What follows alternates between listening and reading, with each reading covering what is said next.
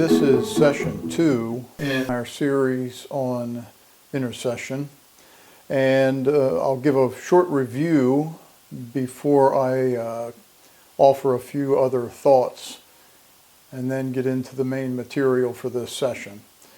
God had just told Moses that he was going to destroy the people and make of Moses a nation mightier and greater than the people that he had already been working with. And the intercession that Moses engages in is on that foundation.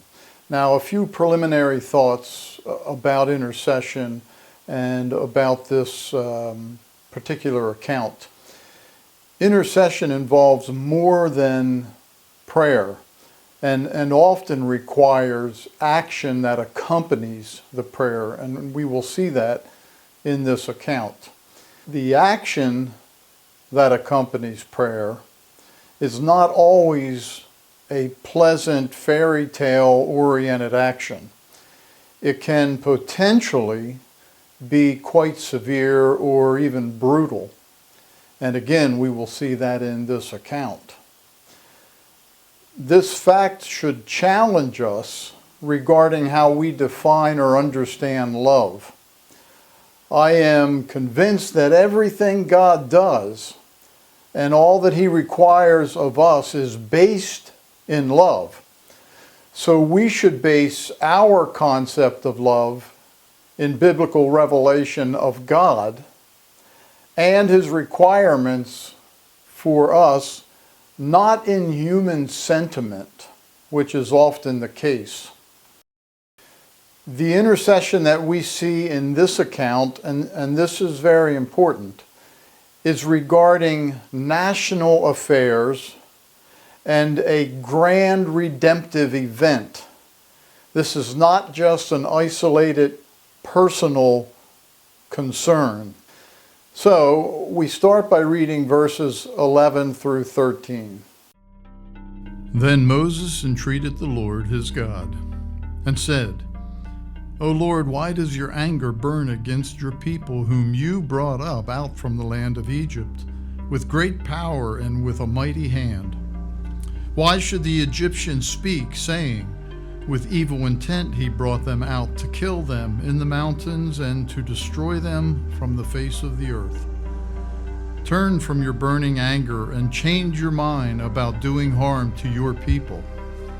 Remember Abraham, Isaac, and Israel, your servants, to whom you swore by yourself and said to them, I will multiply your descendants as the stars of the heavens, and all this land of which I have spoken I will give to your descendants, and they shall inherit it forever. And what I want to do in this session is talk a little bit about the characteristics of Moses or of an intercessor in general. And the first thing I would like to refer to is there is a respectful boldness that accompanies intercessory prayer of this sort. Previously in verse 7, God told Moses, your people whom you brought up from the land of Egypt have corrupted themselves. We see that when Moses begins his prayer, he begins by asking, why does your anger burn against your people whom you brought up out of Egypt? Moses boldly clarifies that this is God's project and God's people. There is a respectful boldness that Moses exercises in this intercessory prayer. The next thing we can see in the second half of verse 10 and then into verse 11 is humility. Moses could have allowed the offer of being the important person from whom the great nation grew to determine his response, but this pride or potential pride did not control him. Consider what it says in Numbers chapter 12, verse 3 about Moses, that he was the most humble person on the face of the planet. The interesting thing about that statement is that it was written by Moses, about Moses, which also gives us a little bit of an insight into the nature of humility.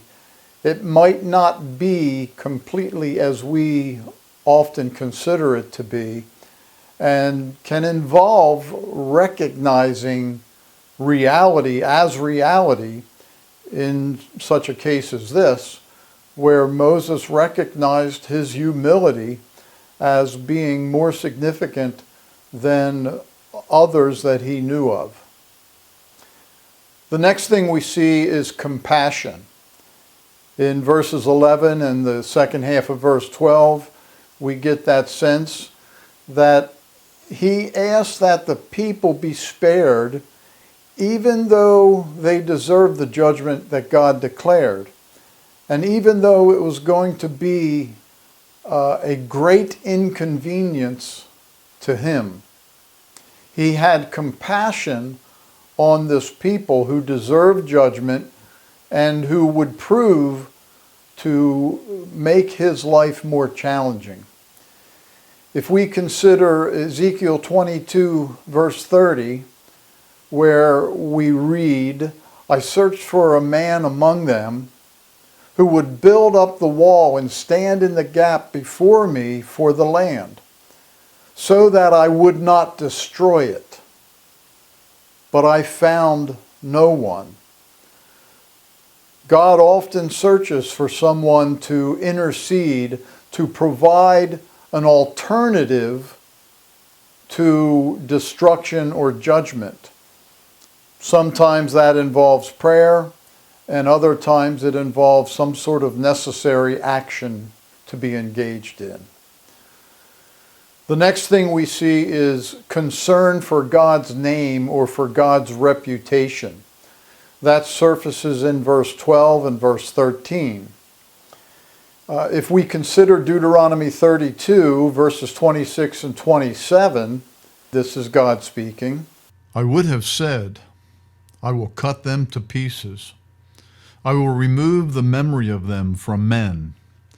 Had I not feared the provocation by the enemy, that their adversaries would misjudge, that they would say, our hand is triumphant, and the Lord has not done all this.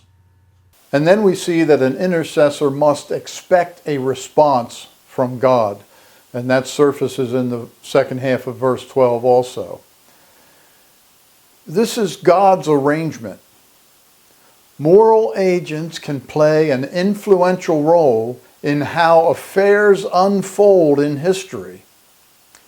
And though God knows what's best, what the highest good would be, he does not simply operate in a causative manner, partly because the highest good involves human beings exercising moral agency.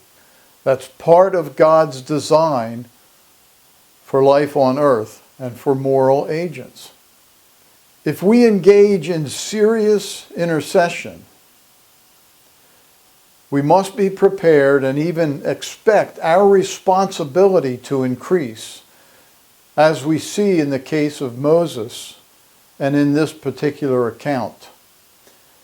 And we will pick up with thoughts related to that in the next session.